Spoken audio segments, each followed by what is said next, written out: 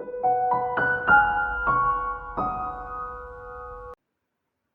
Friends, no economics यानी अर्थशास्त्र में आपका स्वागत है। आज के वीडियो में हम बात करेंगे थ्योरी ऑफ रेंट के बारे में और जानने की कोशिश करेंगे कि डेविड रिकार्डो का डिफरेंशियल थ्योरी ऑफ रेंट क्या है। इसे हिंदी में विभेदात्मक लगान सिद्धांत भी कहते हैं।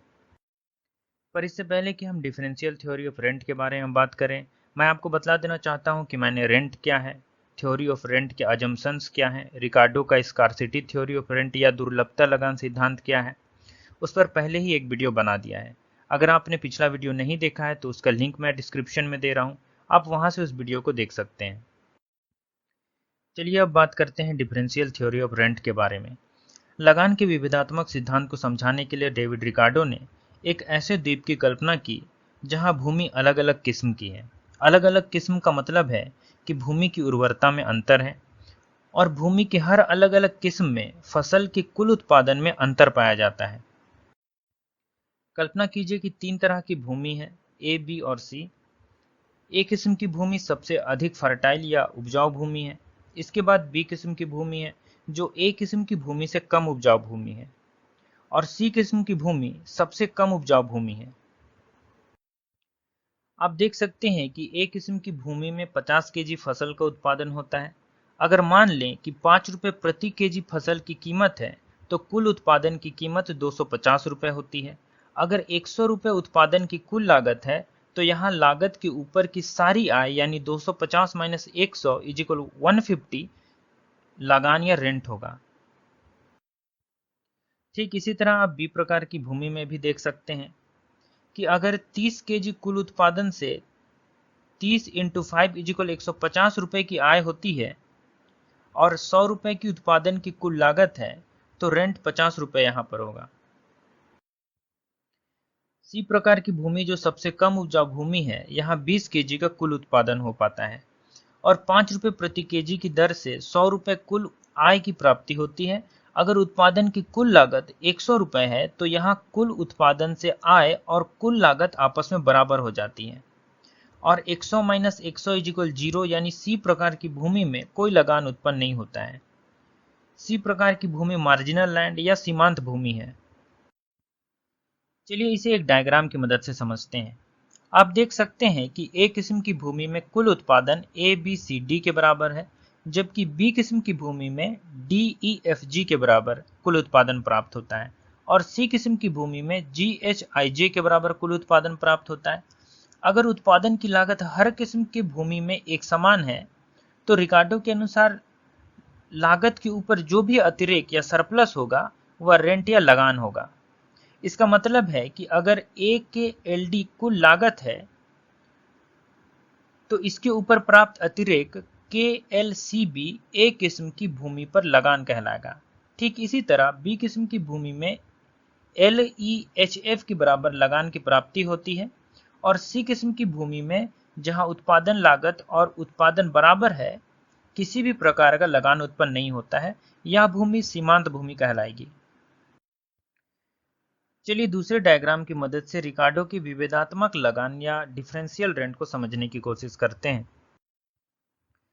यहाँ पर भूमि के तीनों किस्म के बजाय मैंने भूमि के सिर्फ 2 किस्म को लिया है, क्योंकि भूमि के तीनों किस्म को लेने पर डायग्राम बहुत ही ज़्यादा होचपोच नजर आता है। ऐसे में आपके लिए डायग्राम को समझने में दिक्कत हो सकती है।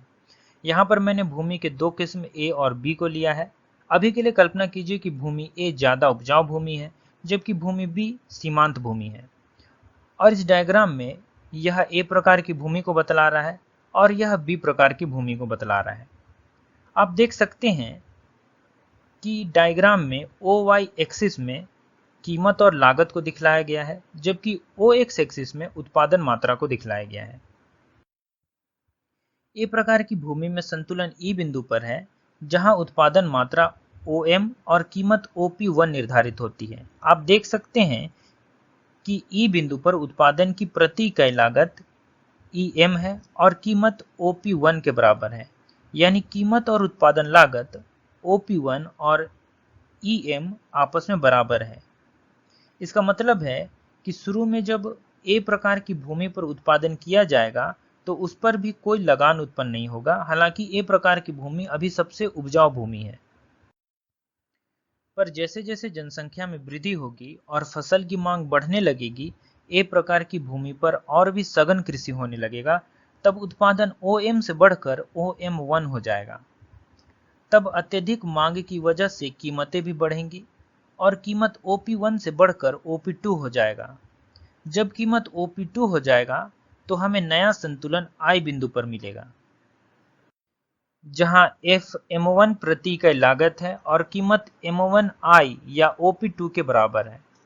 यहाँ आप देख सकते हैं कि उत्पादन की लागत और कीमत में अंतर है, यानी OP2 कीमत पर भूमि A पर कुल आय OP2I M1 के बराबर है, जबकि कुल लागत OJ M1 के बराबर है। इसका मतलब है कि भूमि A पर JFIP2 के बराबर लगान उत्पन्न हो रहा है।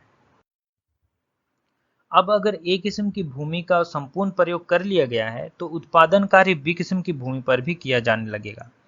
तब समान उत्पादन लागत पर बी किस्म की भूमि, जो कि यहाँ सीमांत भूमि है, कुल उत्पादन ठीक उतना ही हो पाएगा जितना कि उत्पादन की लागत है।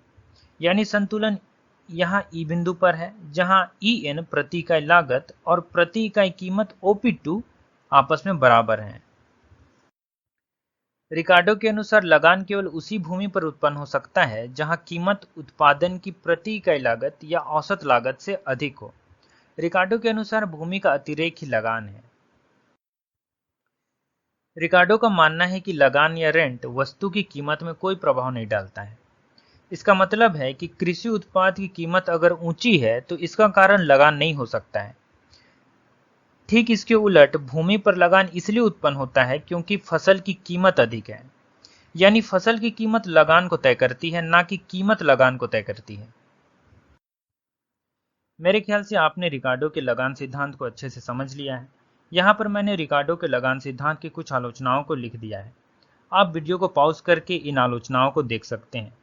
मैं इसे डिस्क्रिप्शन में भी लिख दूंगा।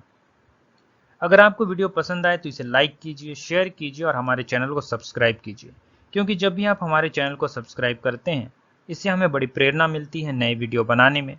वीडियो देखने के लिए आपका धन्यवाद।